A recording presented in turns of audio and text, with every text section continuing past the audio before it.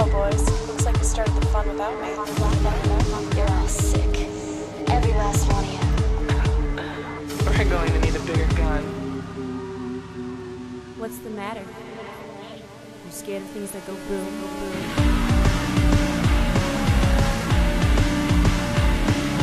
Give me one goddamn reason why I shouldn't blow your goddamn brains all over that goddamn wall.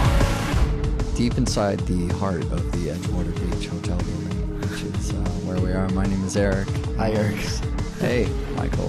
What's going on? Today we're doing one of our famous is a phrase I like to toss around. It's not even a fucking phrase, it's a word. Yeah. On Double Feature, when we pretend that we have a fan base.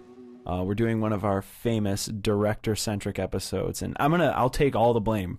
This director-centric episode is unapologetically... What notable director have we not yet covered that you want to do on today's show? The brilliant mind of one Tom Holland. Watch out, Tom Holland fans. We're going to spoil the films. We're going to spoil Thinner. I can't say anything about it yet because we're going to spoil it. Yeah, then the we're title's a spoiler. Going to spoil the original 80s Fright Night. Right. Now, we shot ourselves in the foot with Tom Holland stuff because we didn't do Child's Play. Well, we did. But we can't do it again. Yeah, we can. You want to just do it right now? Yeah, maybe we'll do it instead. No, you know what? How about we do that? And if you don't want to hear Child's Play again, you can just chapter right on over to Thinner. I think we'll start with Thinner and then do Fright Night and not do Child's Play at all. Let's stick to that plan. That sounds was a good idea. With Thinner, the first person I wanted to talk about was Richard Bachman. But I don't know how much, if any, Richard Bachman you know? I don't know much, if any. Awesome. This is great. Okay, so Richard Bachman is the guy who wrote the novel Thinner, which may give you perhaps a quizzical look. Yeah, you have a quizzical look. Yeah, my brow has become furrowed. Yeah, right. So you might recognize Thinner as being written by somebody else. You were going to toss a name out here? I was going to spew forth in Double Features, Double Sleepy Nap Times champion Stephen King. And last time we did Stephen King, I wanted to come on today's show and say we didn't give him a fair shake and we're doing Thinner to rectify that, but come on now. Stephen King did write Thinner, but he wrote it under a pseudonym. Oh. So this was a cool thing that, some artists have gone on to do this. I think The Prodigy did this, and it's not an original Stephen King idea by any means. But one of the coolest things, so here we go, we get to talk about a really cool Stephen King thing. One of the coolest fucking things Stephen King ever did. So he got really Killer Hedges. He got really famous. And then there was a point in his career where he went, man, all of my books are just going to sell like fucking hotcakes no matter what I do. I wonder if I'm actually a good author or if people just buy any shit I spew out. So he decided, all right, I'm going to release books under a pseudonym because people aren't going to buy more than one of my books a year anyways. And so I'll keep releasing Stephen King books, but then I'll also write some other books that won't saturate the Stephen King market. I'll write them under this alias, and I'll see if anybody buys these. Okay. And the results of the experiment were that Stephen King was not clever enough in his hints, or perhaps he was too clever in his hints, and people realized it was him right away. Yeah. So didn't really get to carry out this experiment. But Thinner was either the first or last, or this is a new phenomenon to me. I don't know a lot about this.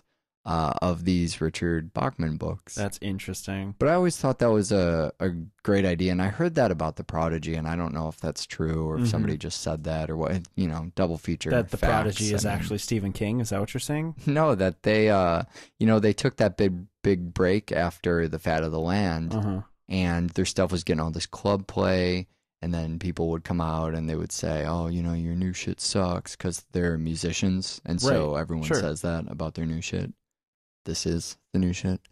And so they would just release it under an alias, and then it got really popular, and they went, haha, fuckers, that's our music. Yeah. So, haha, fuckers, that's our music. And that's how you see MYK color logo, your shit. I think we've exceeded our number of, we're in a new studio now, so we can reset the clean slate for CMYK color scale jokes. We can just bring it all back. Oh, that means it's time for another Robert Rodriguez, Quentin Tarantino double feature, I think. Oh, everyone's turned off the podcast. I also want to talk about the kid doing the Godfather impression. That was my other thing. Richard Bachman and the little girl doing the Godfather impression. Oh, I'm not really sure what I wanted to say about that, just that it's it was awesome. Something that happened. It's spot on, and I'd love to see her in a Godfather remake. Yeah. That was really it. So, what is this movie about? The movie is called Thinner. That's what it's about. Sure. Would And- you give me perhaps, is it possible, I know this is a very intricate Stephen King layered metaphorical. Can you give me an elevator pitch? Can you give me a high concept? Sure, I can try. There's a fat guy who runs over a gypsy, and her husband makes him thinner till he dies. Good. I was worried this would have several sentences. I was worried you wouldn't understand high concept elevator believe pitch. me, I got it. But I think you got it.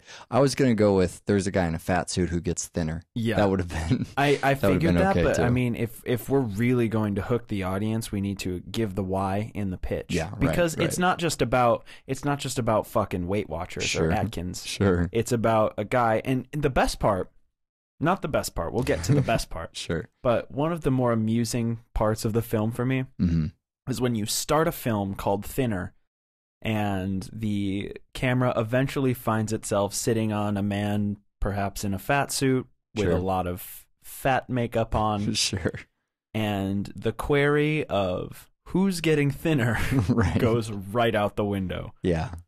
We know who our protagonist is. But that leaves, it beckons the question, what sort of diet does this Sure. behemoth go on to become the titular character? Blueberry smoothies, Yeah. obviously. First of all, fuck this Acai berry. guy. Have you ever had a smoothie made with berries?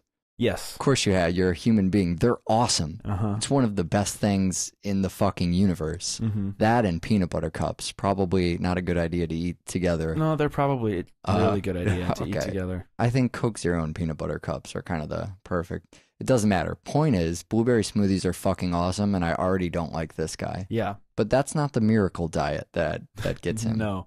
The miracle diet is it's Roadhead. Yeah, so he gives Roadhead. No, he doesn't. And that's No, not no. the diet. No, he doesn't give Roadhead to a Sorry, I gypsy. can't He stop doesn't myself give bad from Roadhead to a giggling. gypsy, and then the gypsy I curses think him. we've got another movie on our hands, don't we? Fat guy Batman. gives bad Roadhead to gypsy, gets thinner. Gives better Roadhead. All right, so he kills an old gypsy woman by getting Roadhead. Yeah. This premise is so fucking absurd Uh-huh. that the movie has to be funny, right? Oh, yeah. I think I mean, that's the idea. the film starts and just, I mean, it's probably because it's a horror movie in the 90s and just the Also, general tone. there's nothing horrifying about this movie. This is what It seems the normals call a horror right. movie. It seems like an extended episode of Erie, Indiana. Yeah. All right. That's the because best way this can go Erie, with that. Indiana, again, I know we talk about it a lot. We always hit it up when we do Joe Dante stuff. But Erie, Hell Indiana yeah. was this program in the 90s that it wasn't a horror show like Goosebumps or Tales from the Crypt or Are You Afraid of the Dark? Can we give Creepshow a random shout out? I Sure. just watched that for some reason, so I feel the need to. It's not about horror. It's more about this bizarre phenomenon. The one episode I always think of to kind of describe Erie, Indiana is Foreverwhere, where the mother's keeping her twins young by putting them in giant sure, I Tupperware remember that. containers, I and so remember they that. never age. Yeah. It's kind of like that, where it's not horrifying. It's just, ooh, that's a little bizarre. Yeah. Right. So the gypsy curses him and says, what, thinner, and lizard is the other fellow. And I don't know, honestly, I don't know what happens to the potato guy. Acne, I Was believe it it is. acne? I think it's chronic acne. I don't know. That seems more like Rusty Nails territory. So we're in this absurd, I mean, you hear all this drama about diets and weight loss. That's the drama of the film, and everybody's spouting out all these Cancer. cliches about, well, Is your diet you have cancer? sure, no, he's got AIDS. That's how you lose weight. You get AIDS. And then there's a point where hot gypsy's chasing him through a carnival with Sure. a slingshot, shouting at him. I'm waiting for Garbage Day to happen through this whole film. I just feel like maybe it wasn't really Silent Night, Deadly Night, but it's Right. actually from this movie somewhere. Sure. And I mean, those are in my head some of the funnier points, but even when they get to the the white man from town iconography. Oh, the white man from town. Right? I mean, that itself is funny. Or just go ahead and, put your curse in this pie. I mean, remembering back the pivotal plot points from this film, everything is hilarious. Intentionally or unintentionally. I mean, I don't know. I've got done. I'm over that question at this point. I don't know. When movies are funny, I no longer care if it's intentional or not. Let me tell you something about the white man from town, Eric. Yeah. My favorite part of the movie, possibly the best thing this film does for me, is when the character bestows the curse of the white man from town upon the gypsy tribe. Sure. And they laugh in his face.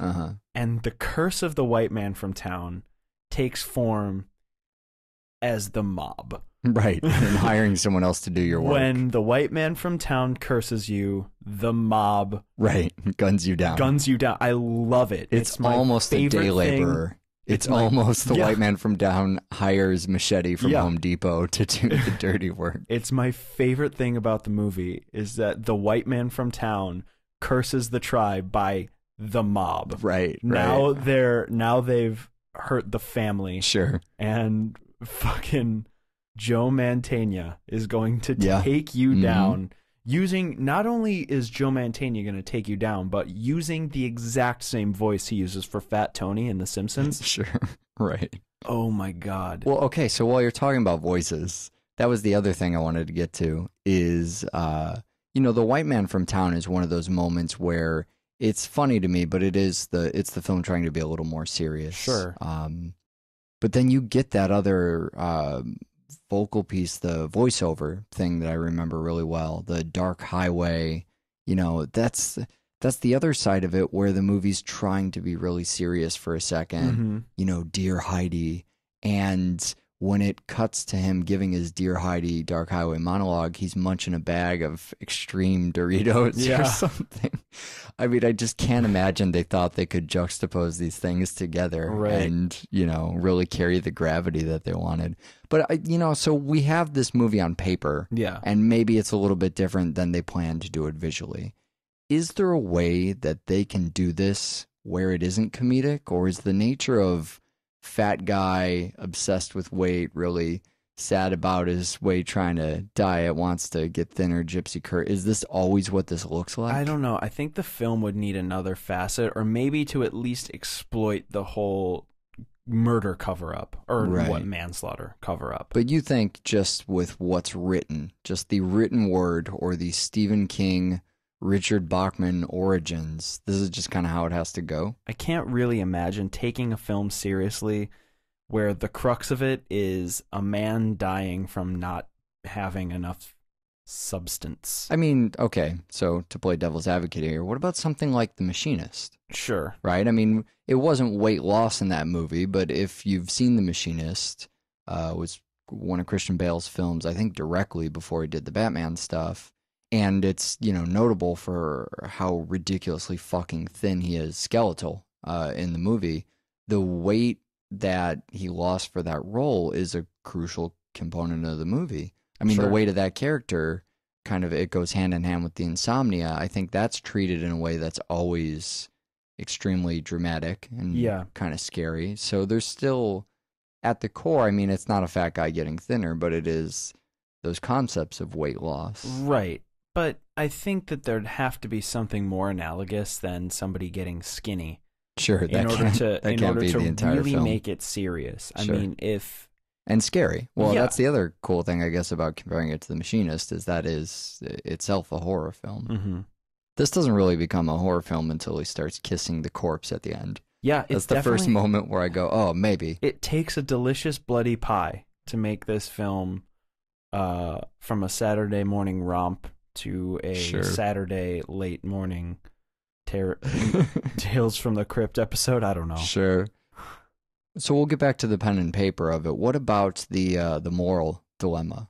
Yeah, that's another thing that's kind of absurd, right? I mean, we're talking about Roadhead. Yeah. Cover-up. It's a Roadhead conspiracy. Yeah. It's really... Uh-huh. Is there a more... I mean, I don't know if there's really a moral dilemma here. Is there a moral dilemma here? I don't think there's a moral dilemma. I think the question... It's not much of a cover-up. No, I think he the hits question someone with is... the car and then goes to court for hitting someone with the car, but doesn't mention the roadhead. Right. That's the cover-up. Well, I think the cover-up is that him and the judge and the whoever's testifying all agree that he was completely innocent.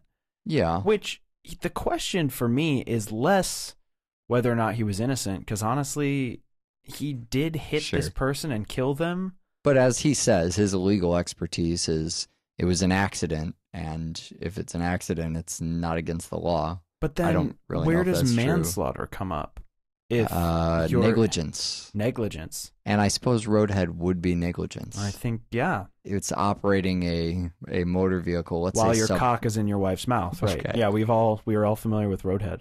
This isn't even a roadsploitation film. I thought the first time we would talk roadhead on this show, we'd get to relive some of our fondest memories via the 1970s road, but not the case today. No, they just put him naked on motorcycles. I mean, I don't know. I like that kind of fails as a moral tale. Yeah. Here's a bunch of people who are just bankrupt human beings. You don't like anybody in the whole fucking movie except the Godfather kid. And you don't even really know if what they did was that bad, but let's just make them all pretty despicable, right. And then we can buy that, the gypsies are out for them. Well, also, I think one of the most bizarre components of the film is the ending with the pie. Despite the fact that the pie becomes a slasher weapon. Sure, you put your curse in the pie. You curse the pie, but then the curse spreads. It can be anybody's curse. Right. So he feeds it to his wife and whatever. She may or may not be guilty. Completely not. The film is ambivalent to whether or not she has fucked this doctor. But then that's part of the moral dilemma too. Right. Just in, she gave the roadhead. Should she have known that he... Let's take the sexual element out here because it's too hard to have a fucking sexual element? Serious conversation about roadhead.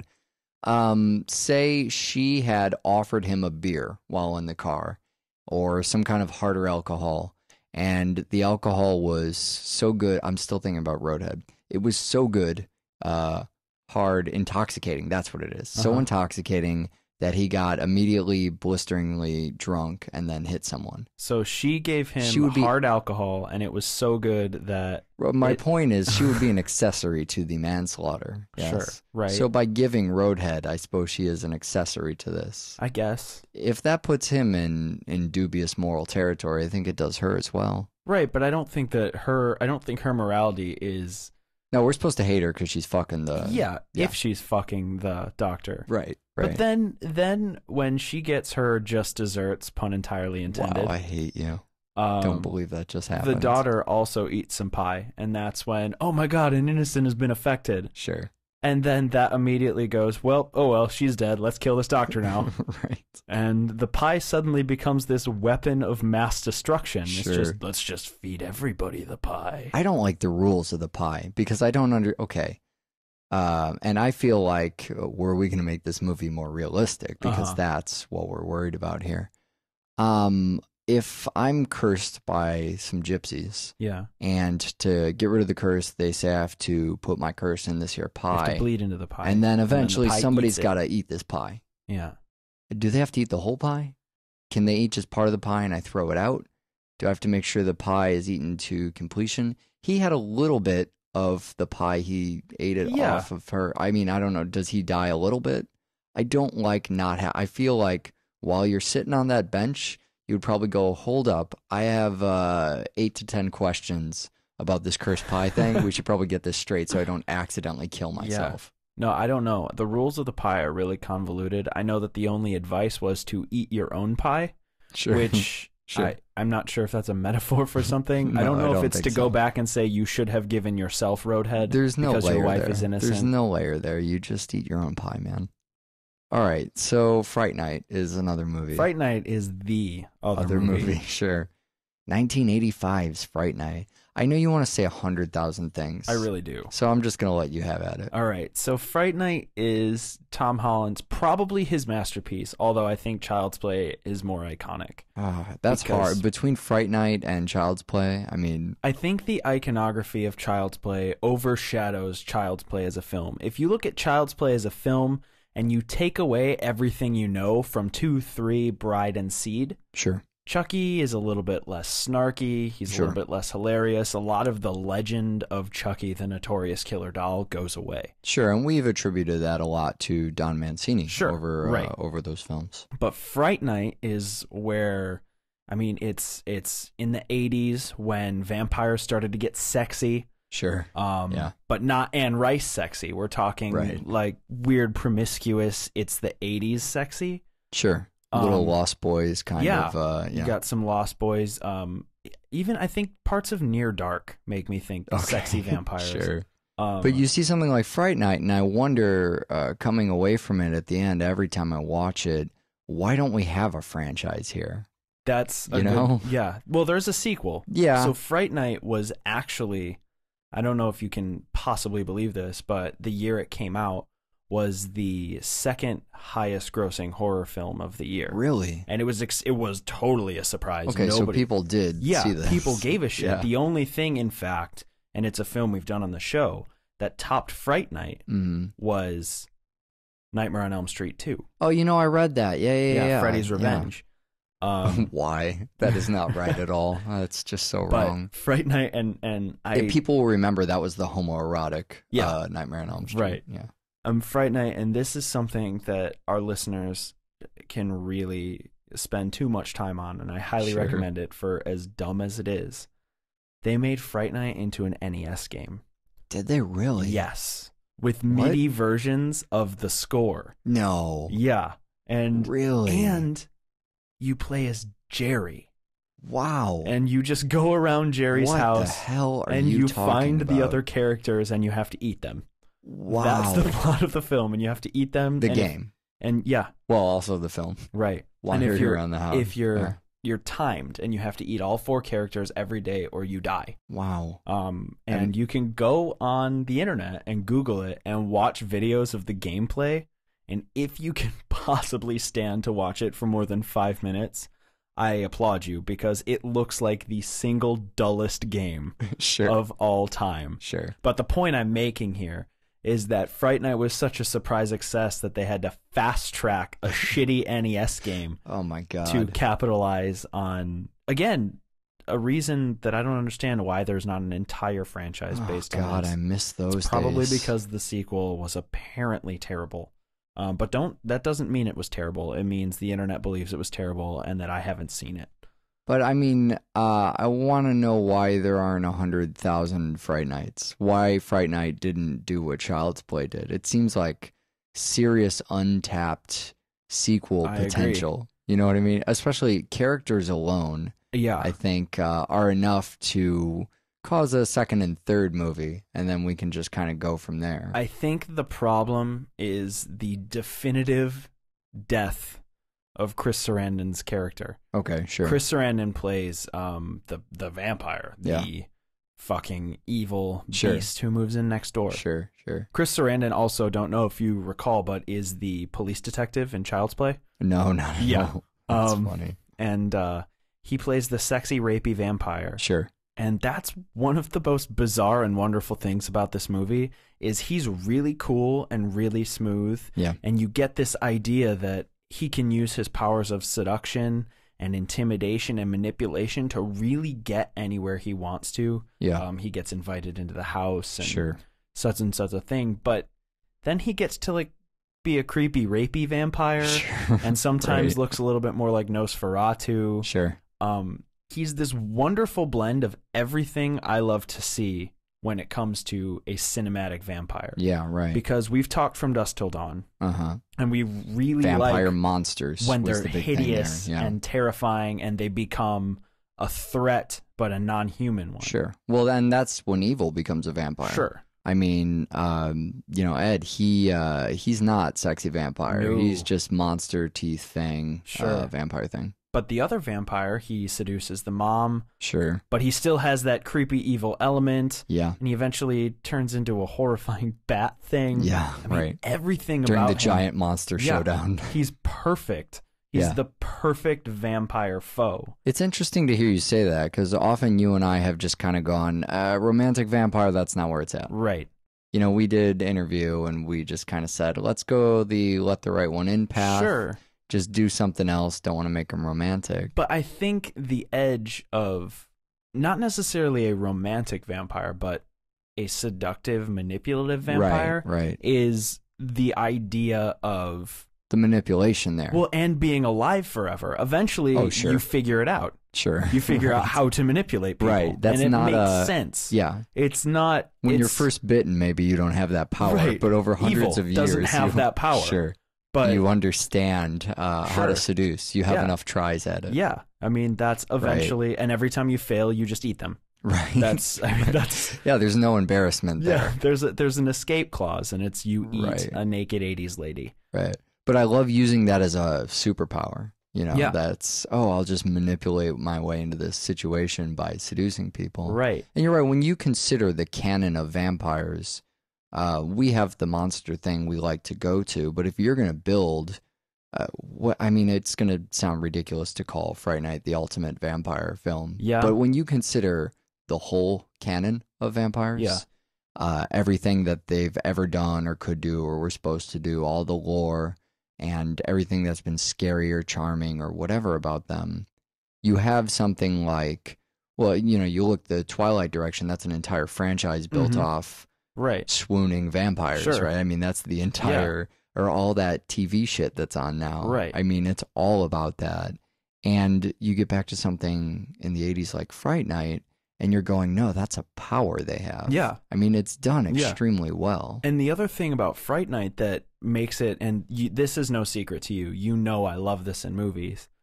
I fucking love suburban terror. Yeah, sure, sure. There's definitely a place in my heart for an urban harvest. Yeah, right. And I mean, I can always be okay going out and, having Jason hang people in a barn in 3D. Sure. Out in the middle of rural bumfuck nowhere. Sure. But I just have this love for horror taking place in the suburbs. Yeah. Because the suburbs are notoriously, and you and I know this, sure, boring as fuck. Right. And so it's wonderful to think that there might be a romantic vampire next door. Terrible vampire who's going to seduce your mom. She's going to seduce your mom. He's going to kill all the sexy women you see walking down the street. Right. He's going to lick your girlfriend's nipples. Yep. And my God, man, you're so right. It immediately makes the notion of suburban life this terrifying thing, because once something horrifying happens in the suburbs, the most uphill battle is convincing anybody else something horrible is happening in the suburbs. Sure. And that's why you need your Svengoolie character. Right. What's his name? Peter Cushing, Vincent Price, right? Yeah, but I assume there's some Christopher Lee in there, too. Yeah, I see him, and I think, the Cushing and Price thing, I think that's more in the role than the actor. That's the character on paper. Sure. You know what I mean? But all that old horror monster stuff. Sure. A little tiny Bela Lugosi going on in there. The whole thing. He's the Hammer horror. He's the remnant of Hammer horror in the 80s. Yeah. A little bit less the monster and a little more. I mean, you're right. That Vincent Price kind of guy. It's. I mean, Fright Night the show, not Fright Night. Although there is that line, "Welcome to Fright Night." Yeah. For real. Right. This is Fright Night for Play. Yeah. And it's Roddy McDowall as Peter Vincent doing the Elvira Svengoolie. Sure. Late he night. did a lot of, what was it? Planet of the Apes he was big in, right? Yeah. He did fucking all of those movies. He's great. Yeah. And really bad old person makeup in here. That's his. Yeah. Man, that's another thing. Every time I come back to Fright Night, I go, the makeup was not that bad the last time I saw it. You could see the hairspray dusting out of his hair as he runs. You know what that means is it's only another 10 years until we look back at the fat suit and Thinner and go, all right, what a rockin' time. We're going to revisit the terrible fat suit. It's going to be campy and amazing. Well, that's Tom Holland's thing, is practical effects. Sure. Thinner we talked about, but Fright Night, if ever there were a quintessential practical effects Tom Holland film. Sure. It's when there's this horrible dog that's been impaled flopping on the floor.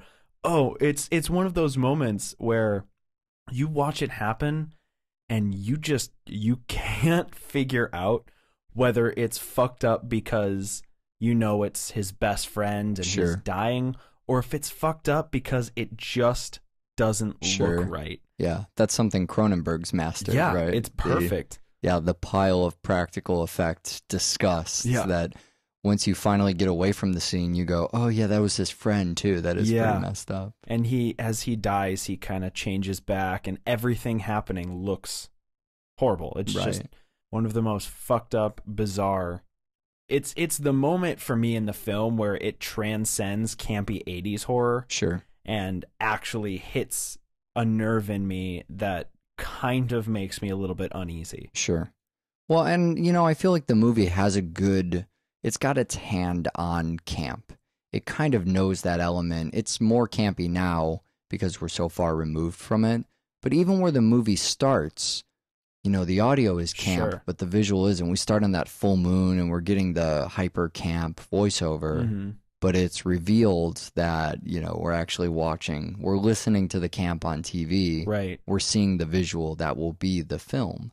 So the film is kind of looking back and pointing to, you know, the Fright Night show in the movie and saying, here is camp, here's Hammer Horror, this is the serious time. And now we can look back at it, and at its best, it is one of those great pieces of camp, but, you know, further removed, not Hammer Horror, but rather from the 80s. Right. Well, and you get these moments like, you know, the camp, like you said, perfectly represented, but there are these pangs and these moments that come in throughout the film that really don't let you fully, you're not laughing the whole time. You get, one of the things for me that kind of scares the shit out of me when I watch the film is when they tell Brewster, when the vampire tells Brewster he's not going to kill him tonight, he's going to kill him tomorrow. And I know it's kind of, ooh, that's spooky. But when you think about it, if you've come face to face, especially looking at something like you or I, or, you know, we're skeptics and we obviously don't believe in the bullshit of the vampire lore. The vampire, you're breaking hearts out there. There's no such thing as vampires. But if you or I were to come face to face with something that, again, to look back from Dusk Till Dawn, I don't believe in vampires, but I think we can all fucking agree what's out there is vampires. If you or I were to come face to face with that, and then the next thing that creature said to us was, I'm not going to kill you tonight, I'm going to kill you tomorrow. You have 24 hours to figure out how to stop something you didn't believe in until moments before. It didn't even exist. And so you start, you know, what is it? It's garlic and crosses and all this shit. You start looking back, what do I know? What don't I know? What is real? Well, I'm always excited when they bring up the vampire in the house thing. You know, that piece of mythology. My, let's call it my relationship with vampires has changed really dramatically since I went through all the Buffy stuff. Because before that, I was just kind of, you know, vampires aren't my thing, whatever. But I got excited about Joss Whedon, and that was really, I mean, that's where he started as a huge name rather than just having done some stuff. And I feel like this movie, I mean, I don't know if there was an influence on Buffy, but when you think of characters like Charlie's mom, herself, the skeptic, and my favorite character in the movie for the smaller role she plays, just being not only the skeptic, but, you know, I love the single mom, the powerful woman thing. She's kind of got that laxed parental styling that we saw in Poltergeist, the you know, oh, sweetie, did you have a nightmare? You want a Valium? You know, that kind of thing. But she feels a lot like Buffy's mom from that series. And I think there's a lot of things in this movie that kind of feel like they influence Buffy. Maybe not the bigger romance part, although there's plenty of that. But seeing them all at the nightclub, there was a random nightclub in Buffy that all the kids, that was, you know, their home base for no fucking reason. Or that scene, too, the nightclub scene reminds me a lot of that scene from Terminator. You remember that, walking in there, and they're just, it's, you know, it's the 80s, so they're at a nightclub. The nightclub scene, I think, is it's another moment that's really 80s. You get, the music in there. Well, there's an extended dance scene. When he proves... Extended dance scene, that's the way to put that. When he proves that his sexiness goes beyond his persona and actually transcends to his moves. I mean, he's just as hip as Brewster, and he can steal her heart just the same. Then he rips out a bouncer's throat. Right, because we have to remind you it's vampires. You Yeah. might have gotten whisked away in fucking dancing. You yourself may have been seduced by Chris Sarandon's charm. I think that's part of what gives it cult appeal is that, we wind up in a dance club. This is very much the 80s. Fright Night is a fucking thing that happened in the 80s. Yeah, it really is. When it came back as a remake a couple years back, all I knew about Fright Night was, that's the reason I saw it in the first place, the original, was I saw this thing coming out and they were just posters. Fright Night, like I'm supposed to know what that is. And, I talked to a lot of people who didn't start watching movies in 1999, but had actually fucking seen things prior to that. Right. And they all knew what Fright Night was. Oh, yeah. It was a huge fucking thing in the 80s, or at least as far as cult film kind of goes. Yeah, that's this thing that happened in the 80s was there are at least, I could probably think of a good handful, and we've mentioned them, of cult vampire movies. Right. In the 80s, Lost Boys and Near Dark and Fright Night. For some reason, the 80s was this plethora of vampire films. Well, these things come in waves. That was just one of them. Right, and then zombies, and then back to vampires. But, what they're doing with vampires now pales so deeply in comparison to what was happening. Number 2, vampires pale in comparison. Although, I will say that Lost Boys definitely doesn't strike my fancy the same way that Fright Night does.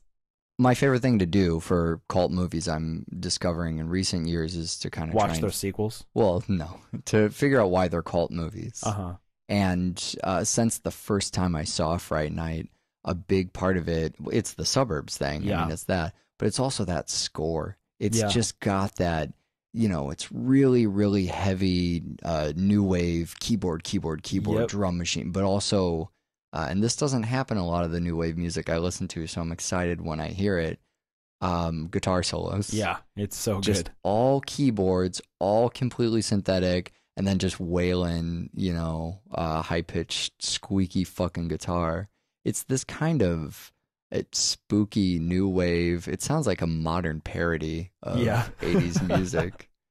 I also like, and there's only a few of them, but listen for these the next time you watch the synth music cues that are in the movie. In the rare moments, it's almost like the trombone thing we've made fun of in the past. There's that scene where Charlie's mom's introducing Jerry, and there's just keyboard hits that are, they're almost used to comedic effect. So there's that. There's the score, but man, Ed Evil is the other thing from Fright Night.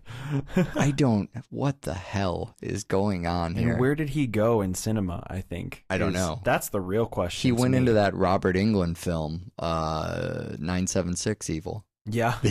I think that's the only time he ever worked again. He did a couple things, but I've never really seen him anywhere. That character, though, the character he plays needed to show up. Oh my so God. What the hell? Can you believe that Ed Evil was not a staple slasher character? Right?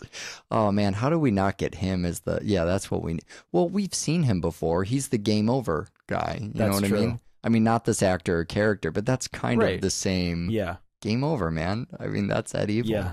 Or the final one is the one it gets all cyclical at the ending and they're paying tribute to another genre, which is kind of cool. The "Oh, you're so cool, Brewster," thing that it ends out with, and then the Fright Night theme song, of course, have to end with the Fright Night theme. Well, the film, for when you don't want to pay Oingo Boingo for your end theme, just write your own Fright Night theme. Yeah, and I know you hate it, and I love it, but this is the best example of a coming of age film I think I could ever ask for. Oh my God! If all coming of age films were Fright Night, I'd be okay with that. Fucking love it. And this is the only one of Tom Holland's movies that he's ever written. Oh, really? Just Fright Night? He's a director. He's a director by trade, but a writer when it comes to Fright Night. So once again, my assertion that it may be his masterpiece. Yeah, I'll back that. We have a website, doublefeatureshow.com. You can give donations, donate.doublefeatureshow.com. We get a lexicon full of stuff on there. Child's Play series, all sorts of crazy stuff. Yeah, we did all these paloozas. If you like 80s and horror, it's these killapaloozas. And who the fuck doesn't? Also, you have a thing, glittermouse.com. I do have a thing, glittermouse.com. Never talk about that, but we should more. It's a band you're in. It's a band I'm in, yeah. Check that thing out. We're currently in the studio working on an album, probably have a Kickstarter Wonderful. Yeah. If you could find it, and you want to support it, do that. Definitely do that. We need more rich listeners. Send money to you and I.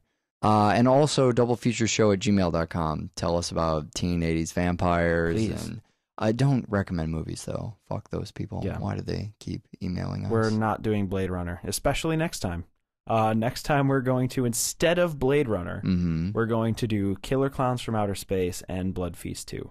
Oh my god, it's finally time for Blood Feast 2. It really is. Oh my god, what's Killer Clowns from Outer Space? Killer Clowns from Outer Space, it's probably just as notable as Blood Feast 2. Okay. So watch more fucking film. All right, bye.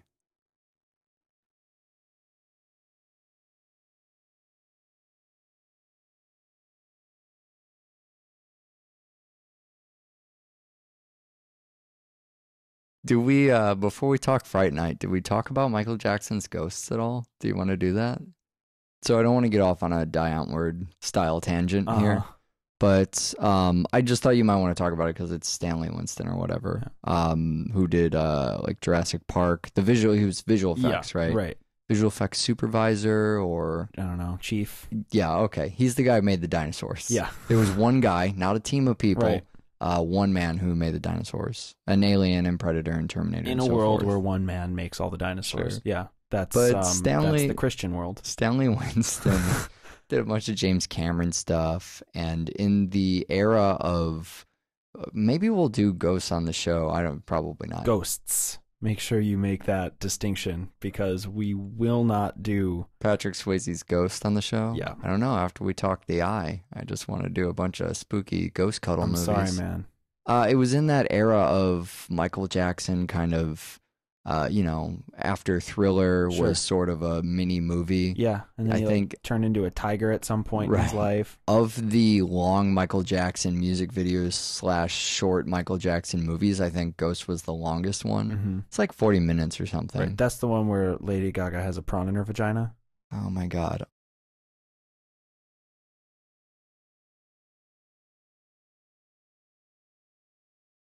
I wish I could get the MIDI versions as songs, but as you'll remember from the old day of arcade, they had no space on those cartridges. Yeah. They were literally, so many kilobytes or whatever. I mean, there's no fucking space. Right.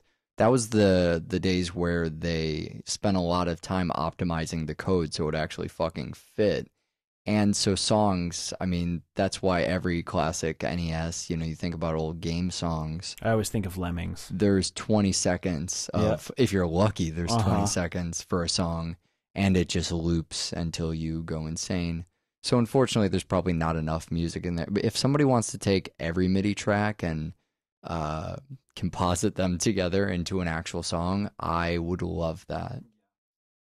It was him right away. Yeah. So I didn't really get to carry out this experiment, but Thinner it was either the first or last, or this is a new phenomenon to me. I don't know a lot about this, of these Richard Bachman books. That's interesting. But I always thought that was a great idea, and I heard that about The Prodigy, and I don't know if that's true or if somebody just said that or what, double feature. That The facts. Prodigy is actually Stephen King, is that what you're saying? No, that they, they took that big break after The Fat of the Land. And their stuff was getting all this club play, and then people would come out and they would say, oh, your new shit sucks, because they're musicians, and so everyone says that about their new shit. This is the new shit. And so they would just release it under an alias, and then it got really popular, and they went, haha, fuckers, that's our music. Yeah. So, haha, fuckers, that's our music. And that's how you see MYK color logo, your shit. Well, boys, looks like you started the fun without me. You're all sick. Every last one of you. We're going to need a bigger gun. What's the matter? You scared of things that go boom, boom?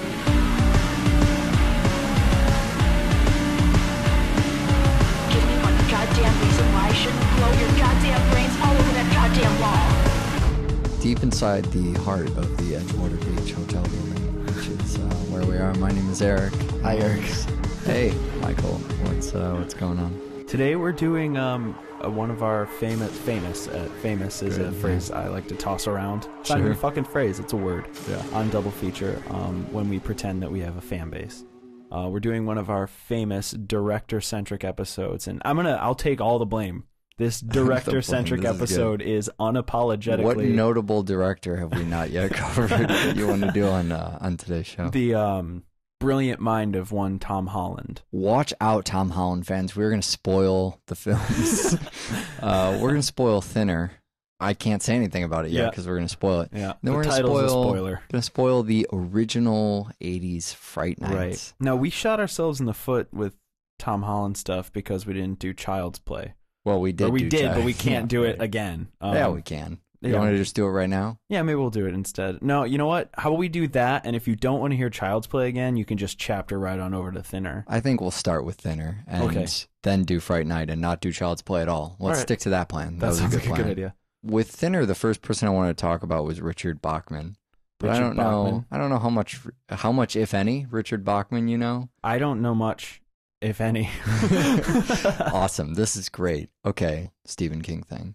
One of the coolest fucking things Stephen King ever did is he got really Killer Hedges. He got really famous, and then there was a point in his career where he went, man, all of my books are just gonna sell like fucking hotcakes no matter what I do. I wonder if I'm actually a good author or if people just buy any shit I spew out. So he decided, all right, I'm going to release books under a pseudonym because people aren't going to buy more than one of my books a year anyways. And so I'll keep releasing Stephen King books, but then I'll also write some other books that won't saturate the Stephen King market. I'll write them under this alias, and I'll see if anybody buys these. Okay. And the results of the experiment were that Stephen King was not clever enough in his hints, or perhaps he was too clever in his hints, and people realized it. So Richard Bachman is the guy who wrote the novel Thinner, which may give you perhaps a quizzical look. Yeah, you have a quizzical look. Yeah, my brow has become furrowed. Yeah, right. So you might recognize Thinner as being written by somebody else. You were going to toss a name out here? I was going to spew forth in double features, Double Sleepy Nap Times champion Stephen King. And last time we did Stephen King, I wanted to come on today's show and say we didn't give him a fair shake and we're doing Thinner to rectify that, but come on now. Stephen King did write Thinner, but he wrote it under a pseudonym. Oh. So this was a cool thing that, some artists have gone on to do this. I think The Prodigy did this, and it's not an original Stephen King idea by any means. But one of the coolest things, so here we go. We get to talk about a really cool